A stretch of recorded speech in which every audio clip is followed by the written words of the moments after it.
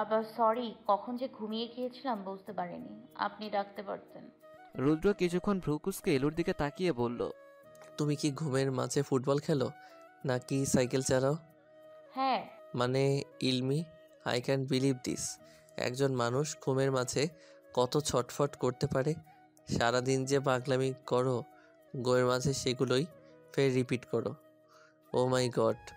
ইলুর চোখ দুটো ছোট ছোট করে বলল, মানলাম আমি ওই একটু চোর দৌড়াই, তাই বলে এভাবে অপমান করা ঠিক না। ইলমের কথা শুনে রুদ্র চোখ বড় বড় করে বলল। কি কি করো? ইলু ভাবলেশহীনভাবে বলল, চোর দৌড়াই। ইলুর কথা শুনে রুদ্র কিছুক্ষণ বোকার মতো ইলুর দিকে তাকিয়ে থেকেই হুট করে শরীর কাঁপিয়ে হেসে উঠল। বেচারা হাসতে হাসতে চোখ থেকে পানি বের হয়ে গেছে।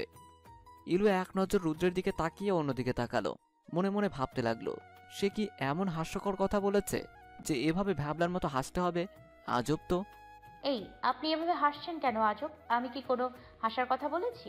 রুদ্র কোনোভাবে তার হাসিটা থামিয়ে বলল, হুম, একদম না। তুমি কেন হাসির কথা বলবে? আমি তো এমনি হাসছি। চলো বাসায় যাবে, অনেকটা সময় হয়ে গেছে। রুদ্র কথাটা বলতে দেরি হয়েছে, ইলুর উঠে যেতে দেরি হয়নি। ইলু ডানে বামে না দেখেই সোজা গাড়ির দিকে হাঁটতে লাগলো। রুদ্র বেচারা তার পিছনে পিছনে গেল। বড্ড বেশি পেকে গেছো মেয়ে তুমি। তালুকদার বাড়িতে ঢুকতে ঢুকতে কথাটা বলল তাহরিম তালুকদার। আমি ভ্রুকুচকে ওনার দিকে তাকালাম। সারাটা রাস্তা ঝগড়া করতে করতে এসেছে, এখন আবার বাসায় এসেও খোঁচাচ্ছে। আমি ঠোঁট বাঁকিয়ে বললাম, আমাকে কোন অ্যাঙ্গেলে ফল মনে হয় আপনার যে পেকে যাব? উনি খানিকটা থতমত খেয়ে গেলেন, পরক্ষণে নিজেকে সামলে বললেন, আমি ফলের কথা বলিনি, কথার কথা বলেছি। কথা বলার আগে সাবধানে বলবেন, বুঝে শুনে বলবেন। কথাটা বলে সদর দরজা দিয়ে ভেতরে ঢুকতেই আমার পা দুটো থমকে যায়। ভ্রুকুচকে দাঁড়িয়ে পড়লাম। আমার পেছন পেছন মন্ত্রী সাহেব মোবাইল দেখতে দেখতে এসে আমাকে দাঁড়িয়ে থাকতে দেখে চোখ ছোট ছোট করে আমার দিকে তাকিয়ে বলল, কি হয়েছে, দাঁড়িয়ে পড়লে কেন? উম, আমার থেকে কোনো রূপ উত্তর না পেয়ে আমার দৃষ্টি অনুসরণ করে সামনে তাকালো। উনি কাউকে সোফায় বসে থাকতে দেখে মুচকি হেসে এগিয়ে গিয়ে একজন বৃদ্ধ মহিলাকে পেছন থেকে জড়িয়ে ধরলো। কেমন আছো সুইট হার্ট? মহিলাটি পান চিবোতে চিবোতে বলল, ভালো আর থাকতে দিলে কই মন্ত্রী মশাই, বউকে পেয়ে আমাকে ভুলেই গেলে তুমি। মহিলার কথা কানে যেতেই তাহরিম মুচকি হেসে ওনার পাশে গিয়ে ধপ করে বসে পড়ল। কি যে বলো না জান, তোমাকে আমি ভুলতে পারি নাকি? তুমি তো আমার প্রথম ভালোবাসা, তোমাকে ভোলা তো অসম্ভব। সেই আর কি, পাম মারার জন্য তো তুমিও উস্তাদ। তো আমার সতীন কোথায়, তাকে দেখছি না যে। বুড়ি মহিলার কথায় উনি আমাকে ইশারা করে ডাকতেই আমি বাধ্য মেয়ের মতো ওনার সামনে গিয়ে দাঁড়ালাম। বুড়ি মহিলা আমার দিকে তীক্ষ্ণ দৃষ্টিতে কিছুক্ষণ তাকিয়ে থাকার পর গলাটা ঝেড়ে বলল, তাও তোমার বউ তো দেখি একেবারেই বাচ্চা, শেষমেশ কিনা বাচ্চা বউ বিয়ে করলে।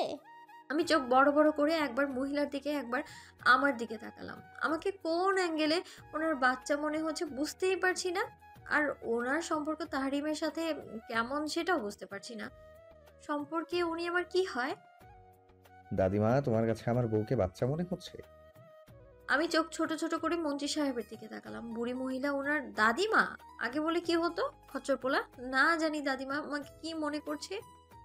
প্রথম দেখায় না দাদিমাকে সালাম দিলাম, না কুশলাদি বিনিময় করলাম, বোবার মতো দাঁড়িয়েই রইলাম। আমি মুচকি হেসে দাদিমাকে বললাম, আসসালামু আলাইকুম দাদিমা, কেমন আছেন? উনি আমার দিকে তীক্ষ্ণ দৃষ্টিতে তাকিয়ে বলল, ভালো। দাদিমা, আমার নাম হচ্ছে মিফতাহুল পূর্ণাম, আমি একজন সাংবাদিক, বাচ্চা নই আমি। উনি গম্ভীর কণ্ঠে বললেন, বুড়ির বউ কি এই বাচ্চাদের কাপড় পরে রাখে নাকি? তোমার শাশুড়ি তোমাকে শাড়ি দেয়নি? আমি এক পলক নিজের দিকে তাকিয়ে বললাম, না দাদিমা, মা তো আমাকে শাড়ি দিয়েছে, আমি পরতে পারি না তো তাই। ঠিক আছে ঠিক আছে, আর অজুহাত দিতে হবে না। বাইরে থেকে এসেছো, বিশ্রাম নাও, পরে কথা হবে। আমি আর কিছু না বলে দোতলায় চলে এলাম। আমার পিছু পিছু মন্ত্রী সাহেব রুমে এসে আমি চোখ ছোট ছোট করে তাহরিম তালুকদারের দিকে তাকিয়ে বুকের উপর হাত গুজে দাঁড়িয়ে রইলাম। আপনার দাদিমা আসবে আপনি আমায় বললেননি কেন? আর আমি কি আপনার দাদিমাকে চিনি? উনি নির্লিপ্ত ভঙ্গিতে বিছানার উপর বসে বলল, সেটা তোমার দায়িত্ব। বাসা তোমার, সংসার তোমার, এখানে কে আসবে না আসবে সেটা দেখার দায়িত্বও তোমার, আমি কেন বলবো? ওনার কথা শুনে আমার মেজাজ বিগড়ে গেল। এটা কেমন কথা? ফালতু যুক্তি আর ফালতু যুক্তি হবেই বা না কেন? তো মানুষের ফালতু যুক্তি, কোন পাগলে যে ওনাকে ভোট দিয়ে মন্ত্রী বানাইছে আল্লাহ জানে। উনি বেশ খানিকক্ষণ আমার দিকে তীক্ষ্ণ দৃষ্টিতে তাকিয়ে থেকে বলল, কিছু বলবে? আপনি কি? আমি কি? আমি আর কোনো কথা বাড়ালাম না। ফোঁস করতে করতে ওয়াশরুমে গিয়ে ফ্রেশ হয়ে নিচে নেমে চলে এলাম। রাগের মাথায় একবার ফিরেও দেখলাম না। উনি ভ্রু কুঁচকে আমার কার্যকলাপ পর্যবেক্ষণ করছিলেন। করুক, তাতে আমার কি? হুম। বিকেলের দিকে আজ মনটা বেশ ভালো না। কেন ভালো না ঠিক বুঝতেও পারছি না। মানে মন খারাপের কোনো কারণই খুঁজে পাচ্ছি না। ছাদের এক কোণে দাঁড়িয়ে আকাশ দেখছি। বেশ কালো করেছে আকাশটা। মেঘের ঘর্ষণের আওয়াজ দূর আকাশের থেকে শোনা যাচ্ছে হয়তো কিছুক্ষণের মাঝেই। ঝুম বৃষ্টিতে ভিজবে মাটি, সেটারই অপেক্ষা করছি। শাড়ির আঁচলটা ছেড়ে দেয়া। দুপুরে মূলত দাদিমার কথায় শাড়ি পরেছি, গাঢ় নীল রঙের শাড়ি। নীলা আমাকে কেমন লাগে আমি ঠিক জানি না। আসলে শ্যাম রঙের মেয়ে তো আমি, কোন রঙেই যেমন খাপ খাওয়াতে চায় না আমাকে। এসব ভাবতে ভাবতেই হঠাৎ কেউ পেছনে থেকে এসে জড়িয়ে ধরলো। আমি বেশ চমকে উঠলাম। কি ব্যাপার, মন খারাপ? না, তাহলে একা দাঁড়িয়ে কি ভাবছো? কিছু না। উনি আমাকে ছেড়ে দাঁড়িয়ে আমার হাত টেনে ধরে বলল, চলো। কোথায়? উনি আমাকে টেনে নিচে নিয়ে যেতে যেতে বললেন। আরে চলোই না, আজকে রিক্সা দিয়ে ঘুরবো। আমি ভ্রু কুঁচকে বললাম, এখন বৃষ্টি হবে, বাইরে যাওয়াটা ঠিক হবে না মন্ত্রী সাহেব। উনি আমাকে টেনে রাস্তায় এনে দাঁড় করিয়ে বললেন। বৃষ্টি হবে বলেই তো বাইরে আনলাম তোমাকে, বৃষ্টির মাঝেই রিক্সা দিয়ে ঘুরবো। আমি সামনে তাকিয়ে দেখি একটা রিক্সা দাঁড় করানো। বুঝলাম উনি সব প্রস্তুতি নিয়েই এসেছেন। অগত্যা আমাকে রিক্সায় উঠে বসতে হলো। উনিও বসলেন আমার পাশে। রিক্সা খুব কিছু দূর সামনে এগোতেই ছন্দময়ী বৃষ্টিতে ভিজে উঠলো চারপাশ। আমি রিক্সার হুড তুললাম। সামনে থেকে বৃষ্টির ঝাপটা এসে চোখে মুখে পড়ছে। অনুভূতি ভিন্ন রকম। আমি মুচকি হেসে ঘাড় ঘুরিয়ে ওনার দিকে তাকাতেই দেখি উনি এক দৃষ্টিতে আমার দিকেই তাকিয়ে আছেন। আমি মুখে হাসি বিদ্যমান রেখে ওনার দিকে আরেকটু চেপে বললাম, মন্ত্রী সাহেব, হুম? আপনি নাকি খুব ভালো গান করেন। উনি ভ্রু কুঁচকে বলল, কে বললো তোমাকে? জানি আমি। উনি হেসে মাথা চুলকে বললেন, ওই আর কি, একটু একটু, তেমন ভালো পারি না। বেশি ভালো লাগবে না, একটু একটু হলেই হবে। উনি বাঁকা হাসতো। আমি ভ্রু কুঁচকে তাকিয়ে রইলাম। ওনার বাঁকা হাসার মানে না বুঝলাম না। উনি আমার দিকে তাকিয়ে গাইতে শুরু করলেন। হতে পারে কোনো রাস্তায়, কোনো হুট্টোলা এক রিকশায়, আমি নীল ছাতা হাতে দাঁড়িয়ে, তুমি দেখলে না। রোদে পোড়ায় রোমিও চেহারা, তুমি বুঝলে না আমার ইশারা। মন বলে যদি থামতে, তুমি থামলে না। তোমার জুলিয়েট হাসি হেসে যদি ডাকতে ভালোবেসে, আমি তোমার চোখে তাকানোর সাহস পেতাম না। আমার জড় সড় এই শরীরে তোমার হাওয়ায় লাগছে ফুরফুরে। প্রেম নাকি পাগলামি বলতে পারবো না। লোকে পাগল বলুক মাতাল বলুক, আমি তোমার পিছু ছাড়বো না। লোকে পাগল বলুক মাতাল বলুক, আমি তোমার পিছু ছাড়বো না। তোমার পিছু ছাড়বো না। কোনো কাক ডাকা এক সকালে, তুমি বারান্দায় এসে দাঁড়ালে, আমি ছিদ্র খুঁজছি দেয়ালে, তোমায় দেখবো বলে। তুমি অদ্ভুত এক খেয়ালে, গাঢ় লাল টিপ দেখি কপালে, হঠাৎ আমার দিকে তাকালে, আজ আমি ভয় পেলাম না। তোমার জুলিয়েট হাসি হেসে যদি ডাকতে ভালোবেসে, আমি তোমার চোখে তাকানোর সাহস পেতাম না। আমার জড় সড় এই শরীরে তোমার হাওয়ায় লাগছে ফুরফুরে। প্রেম নাকি পাগলামি বলতে পারবো না। লোকে পাগল বলুক মাতাল বলুক, আমি তোমার পিছু ছাড়বো না। বেশ ভালো গান তো আপনি, বাট বর্তমানের সাথে পুরোটা মেলেনি গানটা। কেন কেন? ওই যে আপনি নীল ছাতা নিয়ে দাঁড়িয়ে, আমি দেখলাম না? আরে ওইটা তো প্রেমিকার জন্য গাওয়া, কিন্তু আমার তো বউ আছে, তাই একটু ডিফারেন্ট তো থাকবেই। আমি কিছুক্ষণ চুপ থেকে বললাম, আমাকে ভালোবাসেন মন্ত্রী সাহেব? আমার কথাটা কর্ণগোচর হতে উনি অবাক দৃষ্টিতে আমার দিকে তাকালেন। হয়তো এই মুহূর্তে আমার কাছ থেকে এমন প্রশ্ন আশা করেননি। আমি সামনে তাকিয়ে আছি, উনি আমার দিকে আরো চেপে বসে পেছন থেকে জড়িয়ে ধরলেন। আমি অবাক চোখে ওনার দিকে তাকাতেই উনি আমার চোখের দিকে তাকিয়ে বললেন, শূন্যতা অনুভব করা যদি ভালোবাসা হয়, তাহলে আমি তোমাকে প্রতিটা মুহূর্তে ভালোবাসি বউজান। আমার ভয় হয় মন্ত্রী সাহেব, ভীষণ ভয় হয় আমার। কথাটা বলতে বলতেই আমার চোখ ছলছল করে উঠল। বৃষ্টির ঝাপটায় হয়তো চোখের পানিগুলো দৃশ্যমান হয়নি, তবে তবুও যেন মন্ত্রী সাহেব বুঝতে পারলেন আমার মন খারাপের আভাস। আমার মাথাটা আলতো হাতে চেপে ধরলেন, ঠিক তার বুকের মাঝে, পারলে হয়তো ভেতরেই ঢুকিয়ে রাখতেন। আমি নড়চড় করলাম না, আর না কোনো কথা বললাম, ঘাপটি মেরে রইলাম তার বুকের মাঝে। খানিক বাদে মন্ত্রী সাহেব চোখ ঘুরিয়ে আমার দিকে তাকালেন। আমি চোখ বন্ধ করে আছি। শোনো মেয়ে, আমি তাহরিম তালুকদার বেঁচে থাকতে তোমার শরীর আমি ছাড়া আর দ্বিতীয় কোনো সত্তা স্পর্শ করার সাহস করবে না। তুমি আমার মানে একান্তই আমার, যার বিন্দু পরিমাণও আমি কারো সাথে শেয়ার করব না। মন্ত্রী সাহেব, বেশি বেশি সব কিছুই বিষ। বেশি অবহেলা করলে যেমন মানুষটাকে ধরে রাখা যায় না, তেমনি বেশি ভালোবাসলে মানুষটার নিজের থাকে না। জানেন মন্ত্রী সাহেব, আমার ভালোবাসাতে ভীষণ ভয় হয়। আমি যে অপয়া মেয়ে, যাকে ভালোবাসি তারই ক্ষতি হয়, চলে যায় আমার থেকে বহু দূর। ছোটবেলা থেকে একাই বড় হয়েছি আমি, একা থাকতে শিখেছি। জানেন, কখনো হোঁচট খেয়ে পড়ে গেলে কেউ আসেনি ধরে উঠাবে বলে, বসে বসে সেভাবেই কেঁদে কেটে উঠে দাঁড়াতাম। এতিমদের কেউ ভালোবাসতে চায় না মন্ত্রী সাহেব। বলতে বলতেই হুড় হুড় করে কাঁদতে লাগলাম। মন্ত্রী সাহেবও কিছু বললেন না আমাকে, আরো শক্ত করে চেপে ধরে আমাকে আমার মতো কাঁদতে দিলেন। আমার কান্না কিছুটা কমে আসতে উনি আমার দিকে তাকিয়ে বলল, তোমার অতীত হয়তো আমি মুছে দিতে পারবো না, এই ক্ষমতা খোদা আমায় দেয়নি। তেমন কোনো ক্ষমতা থাকলে আমি সবার আগে তোমার অতীতটাই মুছে দিতাম, কিন্তু এটা সম্ভব না। তবে তবে আই প্রমিস ইউ, জীবনের প্রতিটি পদক্ষেপে তুমি আমাকে তোমার সঙ্গী হিসেবে পাবে। বর্তমান দিয়ে তোমার অতীত ভুলিয়ে রাখার চেষ্টা করব। আমি কিছু বললাম না। উনি আমার দিকে ঝুঁকে ওনার ঠোঁট আমার কপালে স্পর্শ করে বলল, বউজান, হুম। এবার একটু হাসো না। আমি চোখ উঁচিয়ে তার দিকে তাকালাম। ওনার করুণ চাহনি আমার দৃষ্টিগোচর হলো। আমি ঠোঁট এলিয়ে হাসলাম, যা দেখে ওনার ঠোঁটও প্রসারিত হলো। উনি আলতো হাতে আমার নাক টেনে বলল, এইভাবেই সব সময় হাসবে, বুঝলে টুনটুনি? টুনটুনি? আমি কি ছোট বাচ্চা যে টুনটুনি রাখছেন? হুম, তুমি তো বাচ্চা নও, তুমি তো আমার বাচ্চার মা হবা বউজান। বলেই আমার দিকে তাকিয়ে ঠোঁট কামড়ে হাসে। আমি বেশ লজ্জায় পড়ে গেলাম। আমরা দুজনেই ভিজে জবুথবু অবস্থা, প্রায় 1 ঘন্টা যাবৎ ভিজছি, এখন বেশ শীত শীত করছে।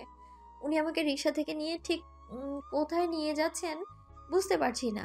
রিক্সা একটা আধা পাকা রাস্তা দিয়ে চলছে। চারপাশে তাকিয়ে দেখি বেশ গাছপালা আছে। হঠাৎ একটা ফার্ম হাউসের সামনে এসে রিক্সাটা থেমে যায়। আমি অবাক হয়ে তাকালাম ফার্ম হাউসটার দিকে। উনি রিক্সা থেকে নেমে আমাকে হাত ধরে নামালেন। আমি ফার্ম হাউসটা দেখছি, বিশাল বড় ফার্ম হাউস। উনি আমার হাত ধরে গেটের সামনে দাঁড় করালেন। আমার নজর গেল গেটের পাশে বড় বড় অক্ষরে ফার্ম হাউস নামটার দিকে, তালুকদার কটেজ। আমি অবাক হয়ে মন্ত্রী সাহেবের দিকে তাকালাম। আমার দৃষ্টি লক্ষ্য করে উনি বললেন, এটা আমার দাদা জানের ফার্ম হাউস, উনি এখানেই বেশি সময় ব্যয় করতেন। উনি মারা যাওয়ার পর আমাদের সচরাচর এখানে আসা হয় না। বলে উনি আমাকে টেনে ভেতরে নিয়ে গেলেন। অবশ্য ফোঁটা ফোঁটা বৃষ্টি তখনও পড়ছিল, তবে আকাশটা বেশ কালো, হয়তো আবারও বৃষ্টি নামবে। উনি আমাকে নিয়ে ভেতরে ঢুকতেই একজন লোক ছাতা হাতে দৌড়ে এলেন। এ কি গো বাবা, ভিজা গেছো গাদে, আমারে ডাক দিতা, আমি ছাতা লইয়া আইতাম। উনি চাচার দিকে তাকিয়ে বলল, না না চাচা, সমস্যা নেই, আমি আর পূর্ণা ইচ্ছে করেই ভিজেছি, তুমি এত ব্যস্ত হইও না। ওনার কথা শুনে চাচা আমার দিকে তাকালো। এ কি গো বাবা, ও বুঝি আমাগো বউমণি? মাশাল্লাহ মাশাল্লাহ, চান্দের লাহন বউ পাইছো বাবা। তাই তুমি ভিজছ, বউমণিরে কেন ভিজাইছো? ঠান্ডা লাগবো তো, তাড়াতাড়ি আহো, ভিতরে আহো। বলেই চাচা আমাদের টেনে নিয়ে ভেতরে গেলেন। উনি একটা রুমে গিয়ে কিছু শপিং ব্যাগ এনে আমার হাতে দিয়ে বললেন, না, তাড়াতাড়ি চেঞ্জ করে নাও, নয়তো ঠান্ডা লাগবে। আমি নাক টানতে টানতে বললাম, ঠান্ডা লাগবে না, অলরেডি লেগে গেছে, আর সব দোষ আপনার, আপনার জন্যই ঠান্ডাটা লেগেছে। উনি আমার দিকে খানিকটা এগিয়ে এসে কানের কাছে ফিস ফিস করে বললেন, ওকে, সমস্যা নেই ঠান্ডা লাগলে। রাতে সব হট করে দিব জান। বলেই প্যাকেটগুলো আমার হাতে গুজে দিয়ে নিজে চলে গেলেন চেঞ্জ করতে। আমি প্যাকেটগুলো হাতে নিয়ে ভ্যাবলার মতো কিছুক্ষণ দাঁড়িয়ে কথাগুলো বোঝার চেষ্টা করলাম। কথাগুলো বুঝতে পেরে একটা বড়সড় ঢোক গিলে বিড়বিড় করে বললাম, কি বলে গেল এটা? অসভ্য, ছি। আমি দ্রুত অন্য রুমে ঢুকে গেলাম। প্যাকেট খুলে দেখি একটা সাদা রঙের ফিনফিনে পাতলা শাড়ি আর সাদা ব্লাউজ আর সব জুয়েলারি। আমি ভ্রুকুচকে তাকিয়ে রইলাম শাড়িটার দিকে। এটা ঠিক কোন আঁচল বুঝতে পারছি না, সব দিক দিয়ে একই রকম। সারা রুম খুঁজেও অন্য কিছু পেলাম না পরার জন্য। অগত্যই গোসল শেষ করে এই বদমার্কা শাড়ি পরতে হলো আমার। বদমার্কা এই জন্য যে যত কিছুই করি না কেন এত পাতলা শাড়ি ঠিক সব দিক দিয়ে সামাল দেওয়া যাবে না। তবে একটা সাদা রঙের ব্লেজার আছে, সেটাই গায়ে জড়ালাম। আমি শাড়ি পরে আয়নার সামনে দাঁড়ালাম। খারাপ লাগছে না, আবার সেই ভালোও লাগছে না। ঠিক তখনই বাইরে থেকে চাচা ডেকে বললেন, বৌমণি, তোমাদের খাবারটা টেবিলে দিলাম, আমি বাড়িতে চলে যাই, বাড়িতে বউ একলা আছে। বলেই চাচা গেলেন। আমি দরজা খুলে বের হয়ে দেয়াল ঘড়ির দিকে তাকিয়ে দেখি 8টা বাজতে চলল। খুব বেশি তাড়াতাড়ি এটাও না, তবে এত বেশি সময় চলে গেল টেরই পেলাম না। আশেপাশে তাকিয়েও মন্ত্রী মশাইয়ের কোনো পাত্তা পেলাম না, একদম লাপাত্তা। কি আর করার, আবার রুমে গিয়ে ঠাস করে শুয়ে পড়লাম। কখন যে ঘুমিয়ে গেছি বুঝতেই পারলাম না। হঠাৎ একটা বিকট শব্দে ঘুমটা ভেঙে গেল। আমি ধীরে ধীরে উঠে বসলাম। আশেপাশে তাকিয়ে এখনো মন্ত্রী সাহেবের কোনো পাত্তা নেই। এবার বেশ অবাক লাগলো, হলোটা কি এই মন্ত্রীর। আমি ধীরে ধীরে বাইরে এলাম, বেশ খিদেও পেয়েছে। বাইরে এসে প্রথমে নজর এলো দেয়াল ঘড়ির দিকে। তাকিয়ে দেখি 11:25। আমি অবাক হয়ে আশেপাশে তাকালাম। হঠাৎই সব লাইট অফ হয়ে গেল। চারপাশে কিচ্ছু দেখা যাচ্ছে না, যেন সব আধারে ডুবে গেছে। সব নিকষ কালো অন্ধকার। আমার অন্তরাত্মা হুট করেই কেঁপে উঠল। মনে হতে লাগলো খারাপ কিছু হবে না তো। মন্ত্রী সাহেব, মন্ত্রী সাহেব কোথায় আপনি? মন্ত্রী সাহেব, না, কারো কোনো শব্দই পাচ্ছি না। ভীষণ গরম লাগার কারণে গায়ের সাদা কোটটা খুলে রাখলাম। অন্ধকারে হেঁটে চলছি পুরো ঘর। হঠাৎ হাতে কারো স্পর্শ পেয়ে চমকে উঠলাম। মনের মধ্যে ধীরে ধীরে যত বাজে চিন্তা এসে ভর করতে লাগলো, স্পর্শগুলো যেন আরো গাঢ় থেকে গাঢ় হতে লাগলো। নাকে এসে লাগলো অতীব পরিচিত ঘ্রাণ। গন্ধটা চিনতে আমার বিন্দু মাত্র সমস্যা হলো না, কারণ এই ঘ্রাণ মন্ত্রী সাহেবের ছাড়া আর কারো নয়। স্পর্শগুলো যেন হাত ছেড়ে পেটে এসে থামলো। পেটের মাঝে আলতো হাতে স্লাইড করার জন্য আমার সারা শরীর যেন কাঁটা দিয়ে উঠলো। অসম্ভব রকম কাঁপতে লাগলাম আমি। সমস্ত শরীরের শক্তি যেন ধীরে ধীরে কমে আসছে। আমার পেছনেই কারো অস্তিত্ব টের পাচ্ছি আমি। আমি খানিকটা পিছিয়ে যেতেই আমার পিঠ গিয়ে ঠেকলো ওনার বুকে। ওনার উষ্ণ নিঃশ্বাস আমার গলা ঘাড়ে আছড়ে পড়ছে। আমি কাঁপা কাঁপা কণ্ঠে বললাম, মন্ত্রী মন্ত্রী সাহেব, কি করছেনটা কি? উনি আমার কথার কোনো রূপ উত্তর না করে এক হাতে ঘাড়ের চুলগুলো সরিয়ে গাঢ়ভাবে কিস করতে আমার সমস্ত সত্তা কেঁপে উঠল। বুঝতে পারছি না কি অদ্ভুত অনুভূতি হচ্ছে আমার মাঝে। আমি আর ভর সামলাতে না পেরে নিজের শরীর পেছনে হেলিয়ে দিলাম, যা বুঝতে পেরে মন্ত্রী সাহেব পাজাগুলো তুলে নিলেন। বৌজান, ওনার নেশাক্ত কণ্ঠে কেঁপে উঠলাম আমি। ওনার বুকে মাথা রেখে ধীরে ধীরে উত্তর দিলাম, আজকের রাতটা শুধু আমার নামে করে দেবে কি বৌজান? ভীষণ নেশাক্ত কণ্ঠে কথাটা বললেন উনি। আমার শির দ্বারা বেশ শীতল স্রোত বয়ে গেল, যেমন কেঁপে কেঁপে উঠলাম ক্ষণে ক্ষণে। আমার নীরবতা যেন সম্মতির লক্ষণ ভেবে নিয়ে মুচকি হেসে এগিয়ে গেলেন রুমের দিকে। সকালের সূর্যের তীক্ষ্ণ রশ্মি চোখে মুখে আছড়ে পড়তেই পিটপিট করে চোখ খুলে তাকালাম। চোখ খুলতেই সামনে তাকিয়ে দেখি মন্ত্রী সাহেব আতশোয়া হয়ে এক মনে এক দৃষ্টিতে আমার দিকে তাকিয়ে আছেন। প্রথমত আমি খানিকটা ভয়ই পেয়ে গেলাম। ভয় পাওয়ার নির্দিষ্ট কারণও আছে। সকাল সকাল ঘুম থেকে জেগেই যদি কেউ দেখে কেউ তার দিকে এইভাবে ভূতের মতো তাকিয়ে আছে, ভয় পাওয়াটাই তো স্বাভাবিক নয় কি? আমি ওনার দিকে তাকালাম। কাল রাতের কথা মনে পড়তেই আমার মাঝে জেগে ধরলো এক ঝাঁক লজ্জা আর অস্বস্তি। আমার অবস্থা বুঝতে পেরে উনি ঠোঁট কামড়ে হেসে আমার দিকে খানিকটা ঝুঁকে এসে বলল, বৌজান, তুমি কি লজ্জা পাচ্ছ? গাল দুটো কেমন ধীরে ধীরে স্ট্রবেরি হয়ে যাচ্ছে। বলেই সরে এসে আমার দিকে তাকিয়ে আবারও হাসলেন। আমার লজ্জা আর অস্বস্তির পরিমাণটা যেন দ্বিগুণ হারে বৃদ্ধি পেল। আমি তড়িঘড়ি করে বিছানা থেকে উঠতে গিয়ে মনে হলো গায়ে বেডশিট ছাড়া আর কিছুই নেই। আর বেডশিট মন্ত্রী সাহেব পেছনের দিকে টেনে ধরে আছে। আমি রাগের দৃষ্টিতে ওনার দিকে তাকাতেই সুন্দর মতো বেডশিটটা ছেড়ে দিলেন। আমি সোজা ওয়াশরুমে চলে আসলাম। বেসিনের আয়নার সামনে দাঁড়াতেই আমার চক্ষু চড়ক গাছ। গলায় বেশ অনেক জায়গায় কালো হয়ে ফুলে গেছে। এবার আমার ভীষণ কান্না পাচ্ছে। কাঁদো কাঁদো দৃষ্টিতে নিজেকে একবার পর্যবেক্ষণ করে নিলাম। মন্ত্রীর বাচ্চা মন্ত্রী, খচ্চর কোথাকার, আমার শরীরটা যেন বার্গার পেয়েছিল। কেমনে কামড়াইছে? আমি এখন বাইরে যাবো কেমনে?